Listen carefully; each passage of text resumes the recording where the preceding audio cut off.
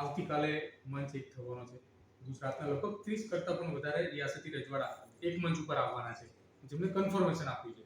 પરંતુ આ પહેલા જેમના અધ્યક્ષ સ્થાને આ મંચ તૈયાર થઈ રહ્યું છે, ભાવનગરના મહારાજા વિજય રાજસિંહ મહારાજ, એમના પુત્ર દ્વારા આ પ્રકારની સોશિયલ મીડિયા ઉપર એક પોસ્ટ મૂકવામાં આવી છે. કઈ રીતે જુઓ છો આ પોસ્ટને? હું ભાવનગરનો છું, એટલે જયવીરસિંહજી ખૂબ સારી રીતે પરિચિત છું.